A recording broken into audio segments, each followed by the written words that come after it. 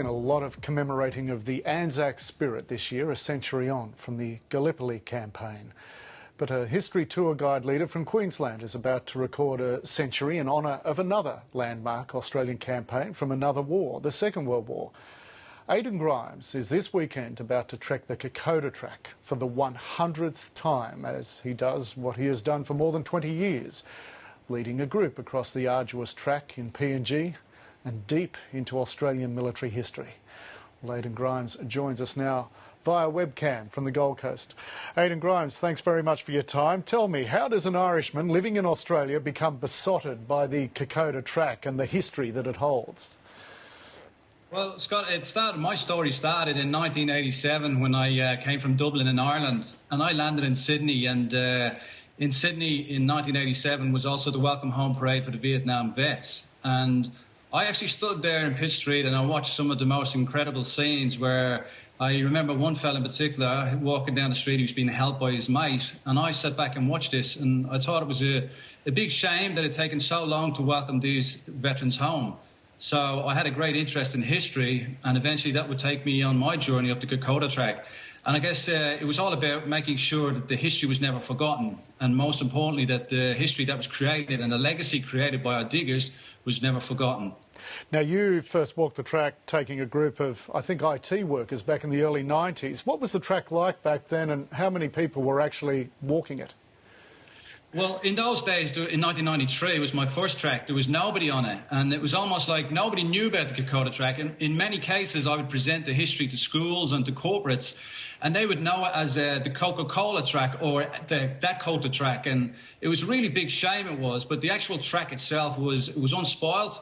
And there was no such thing as bridges, of course, in those days, and we had to get across rivers, raging rivers most of the time, with ropes. And it was very, very barren. There was a lot of ordnance lying around the place too, and it was very much untouched. There was at that stage there was probably only one other operator that was actually in operation. You've got to know some of the veterans and who fought on that track during the Second World War, including Stan Bissett.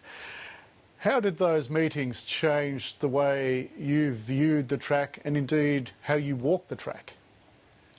Scott, it was the most incredible thing, meeting the diggers and hearing their stories, and I guess most importantly having access to their personal diaries was absolutely mind-blowing, and it really, I was so impressed.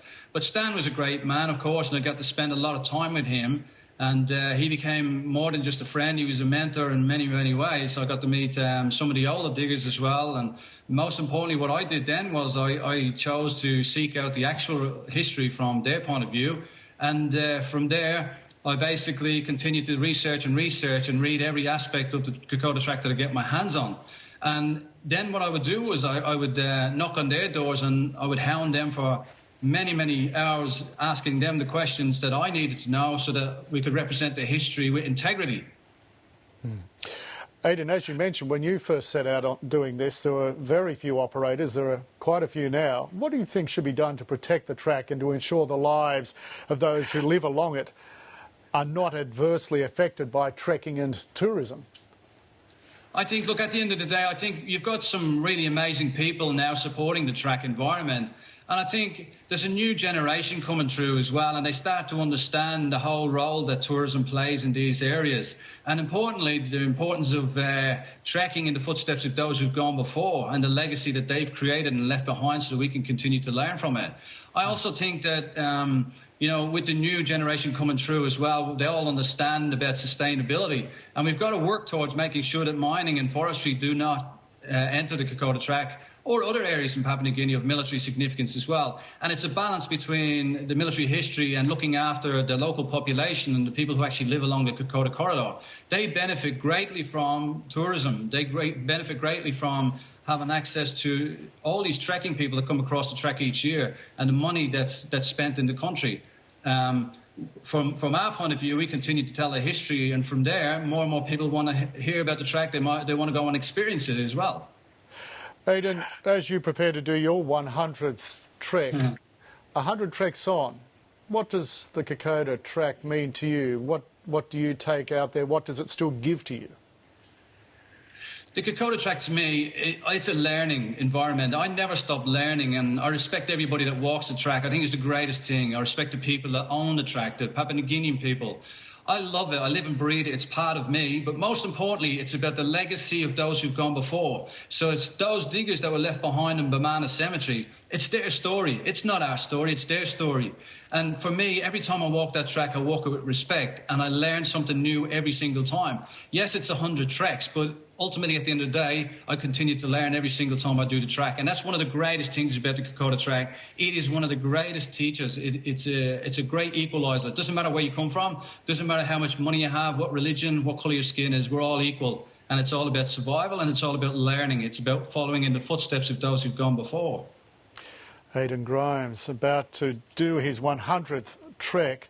How many have joined you on these treks?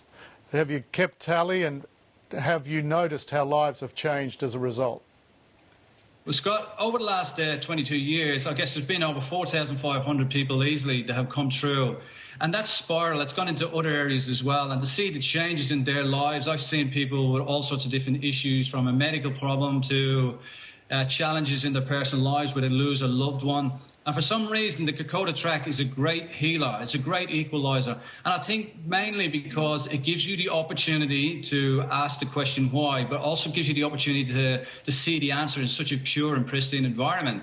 And the other thing too is that, you know, no matter how hard you have it here in Australia, or how you perceive to have it hard, it could be worse. You could be getting shot at. And that's the bottom line. And it's a great teaching environment, a great learning aspect of that as well, for that reason. Aidan Grimes from Our Spirit. Travel well on your 100th trek, and thanks very much for talking with us here on Afternoons. Thank you very much, Scott.